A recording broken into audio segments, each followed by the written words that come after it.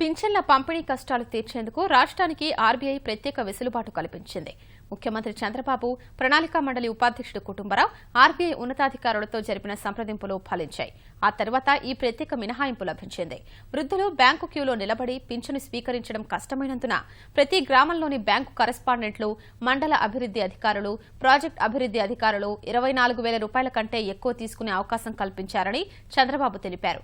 ఈ మేరకు రాష్ట్రానికి ఆర్బీఐ అంగీకార ఉత్తర్వుల్ని పంపింది. ఇటీవల మీరు పేపర్లో మనం చూస్తున్నాం, మామూలుగా ముసలివాళ్ళు ఏజ్ అయినప్పుడు రెసిస్టెన్స్ తగ్గుతుంది, ఎనర్జీ లెవెల్స్ బాగా తగ్గిపోతాయి. ఏ చిన్న సైకలాజికల్ ఇంపాక్ట్ వచ్చినా, ఎలాంటి ఫిజికల్ ఇన్కన్వీనియన్స్ వచ్చినా మనుషులు చనిపోతూ ఉంటారు. అదే జరుగుతూ ఉంది.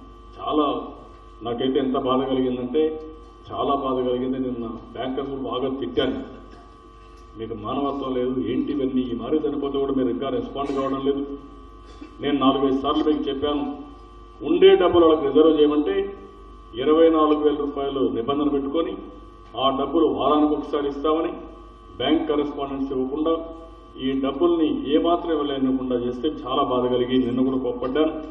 ఈరోజు ఒక మనుషులు కూడా పెట్టాను. మళ్ళీ అవసరమైతే బ్యాంక్ కరెస్పాండెంట్కి ఒక వెహికల్ పెట్టి మొబైల్ బ్యాంకింగ్ కింద పెట్టి ఈ డబ్బులని చెప్పి ఫస్ట్ ప్రియారిటీ వీళ్ళకి ఇమ్మని చెప్పి శత విధాలుగా ప్రయత్నం చేస్తున్నాను. నిన్నే ఆర్బీఐతో కూడా మాట్లాడాను, నెక్స్ట్ మంత్ ఈ తప్పు నేను చేయను, ఎట్టి పరిస్థితుల్లో 460 కోట్ల రూపాయలు ఈ రాష్ట్ర ప్రభుత్వం డబ్బులు మాకు ఇవ్వండి, నేరుగా నేను డిస్ట్రిబ్యూట్ చేస్తాను తప్ప మీ బ్యాంకు ద్వారా కాదని చెప్పి చాలా స్పష్టంగా చెప్పాను. ఆ డబ్బులు మొదటి తారీఖున మళ్ళీ నేరుగా పాత పద్ధతిలోనే ఈ డబ్బులు ఇప్పిస్తామని చెప్పి కూడా నేను తెలియజేస్తున్నాను. That is our commitment.